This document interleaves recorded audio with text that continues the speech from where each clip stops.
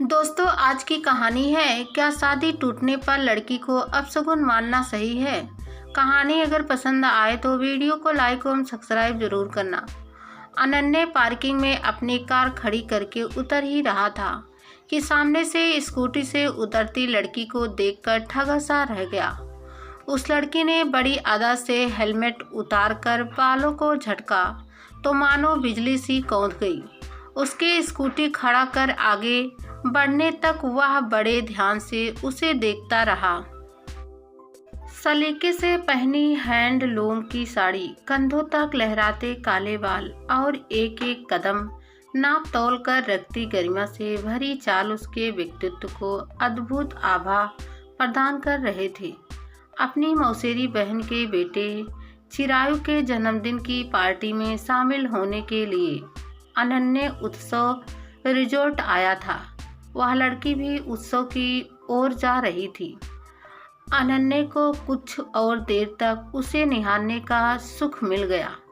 उत्सव के गेट में घूमते ही वह लपक कर लिफ्ट की ओर दौड़ गई। जब तक अनन्या को होश आता, लिफ्ट ऊपर जा चुकी थी। अनन्या के पास अब इंतजार करने के अलावा दूसरा कोई चारा भी नहीं था। पहली बार उसे धीमी गति से चलने के कारण खुद पर गुस्सा आया। जब वह तीसरी मंजिल पर पार्टी वाले हॉल में पहुंचा तो उसी लड़की को अपनी बहन सुजाता से बात करते देख हैरान रह गया।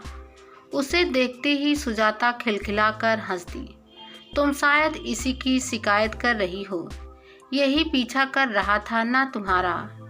ठहरो, अभी इसके कान पकड़ती हूँ, सुजाता नाटकीय अंदाज में बोली थी। मैं खुद कान पकड़ता हूँ दीदी, मैं किसी का पीछा नहीं कर रहा था। मैं तो चिरायु के जन्मदिन की पार्टी में आ रहा था।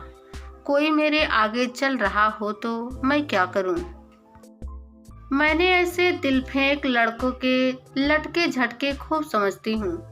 जरा पूछिए इनसे कि ये महाशय मेरे पीछे ही क्यों चल रहे थे, तेज कदमों से चलकर मेरे आगे क्यों नहीं निकल गए थे। अनन्या, तुम्हें अवनी के इस सवाल का जवाब तो देना ही पड़ेगा। अब बोलो, क्या कहना है तुम्हारा। सुजाता को न्यायाधीश बनने में आनंद आने लगा था। ऐसा कोई नियम है क्या दीदी की इस सड़क पर किसी लड़की के पीछे नहीं चल सकते। अनन्या ने जवाब में सवाल खड़ा कर दिया। नियम तो नहीं है, पर इसे पीछा करना कहते हैं बच्चों, और इसके लिए दंड भुगतना पड़ता है। सुजाता मुस्कुराते हुए बोली। ठीक है, आपका यही निर्णय है तो मैं दंड भुगतने के लिए तैयार हूँ।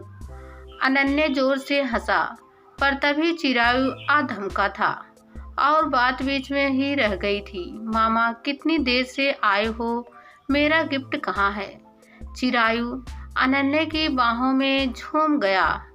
अनन्या ने छोटा सा पैकेट निकालकर चिरायु को थमा दिया। इतना छोटा सा गिफ्ट, चिरायु ने मुंह बनाया। खोलकर तो देख, आंखें खुली की खुली रह जाएगी। चिरायु ने बड़े यंत्र से कागज में लपेटा हुआ पैकेट एक झटके में फाड़ा तो उसकी खुशी का ठिकाना ना रहा। ओह वाह, वीडियो गेम। मामा, आप सचमुच ग्रेट हो। पापा देखो, अनु मामा मेरे लिए क्या लाए हैं। ध्रुव वीडियो गेम को देखने में व्यस्त हो गया।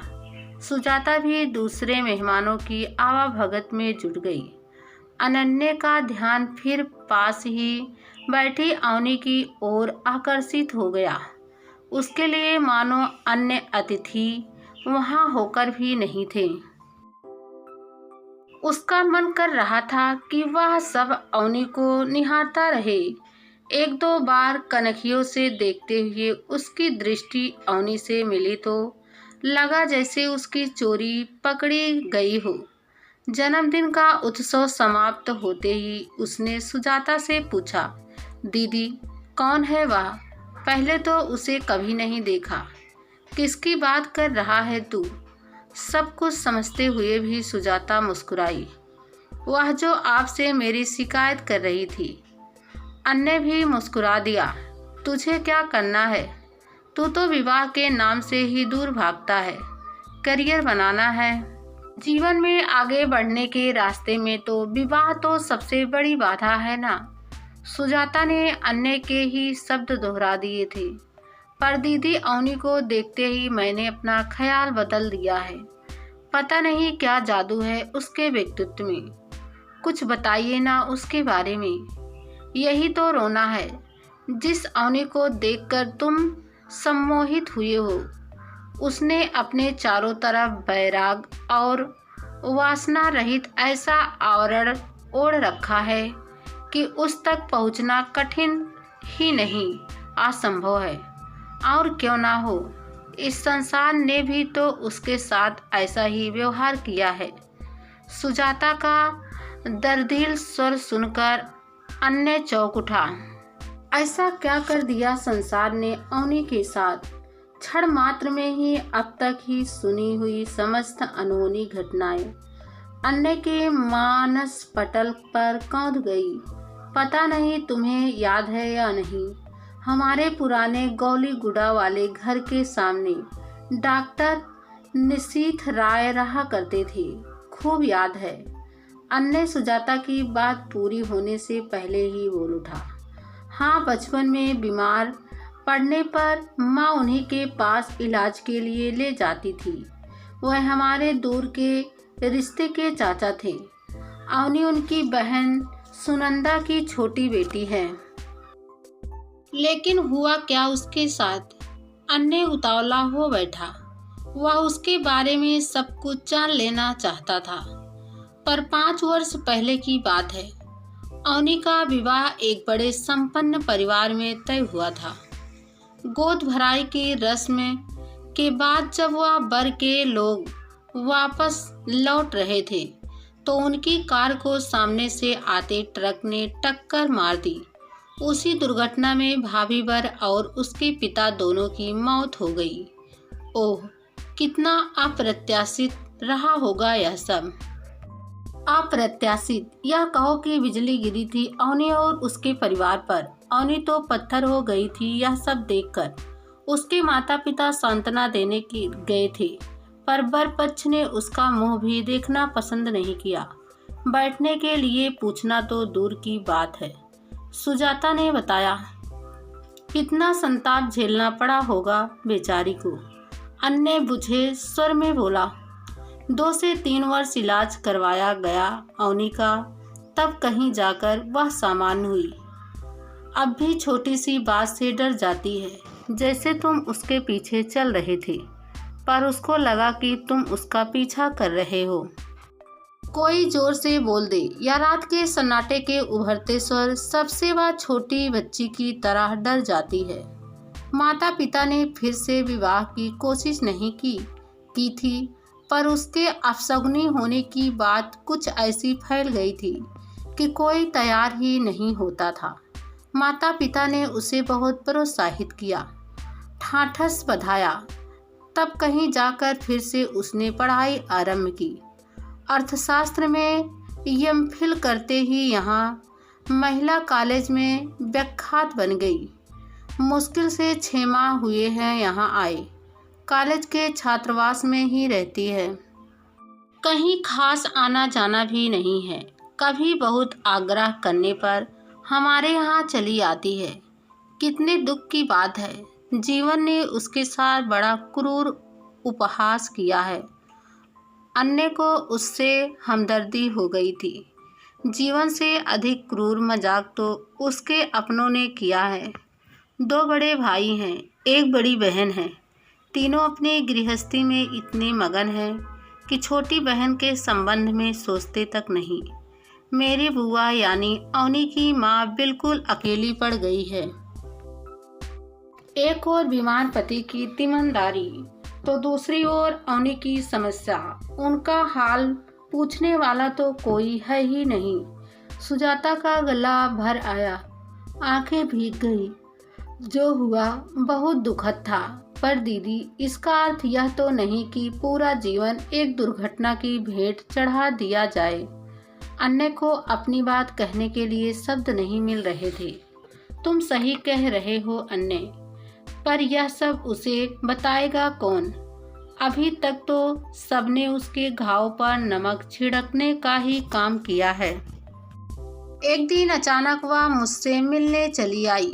बातों ही बातों में पता चला कि तैयार होकर कॉलेज के लिए निकली तो कुछ छात्राएं उसके सामने पड़ गए। अवनी को देखते ही वे आपस में ऊंचे स्वर में बातें करने लगी कि आज सवेरे सवेरे अवनी मैडम का मुंह देख लिया है, पता नहीं दिन कैसा गुजरेगा। यह बताते हुए वह रो पड़ी। सुजाता ने बताया, इस तरह कमज़ोर पड़ने से काम कैसे चलेगा? उन छात्राओं को तभी इतनी खरी खोटी सुनानी चाहिए कि फिर से ऐसी बेहुदा बात करने का साहस ना कर पाए। अन्य क्रोध से भर उठा।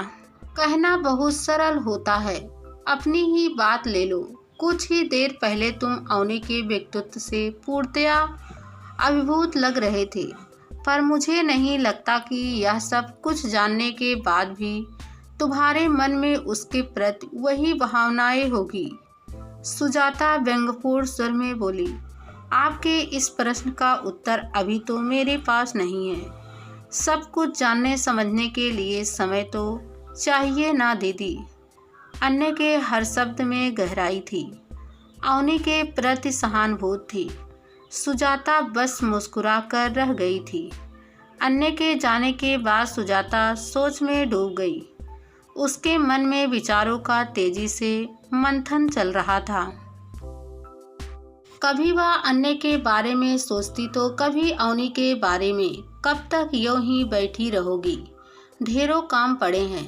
तभी ध्रुव ने उसकी तंद्रा भंग की। क्या करूं?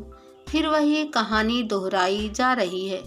पता नहीं अवनी को कोई सहारा देने का साहस जुटा पाएगा या नहीं।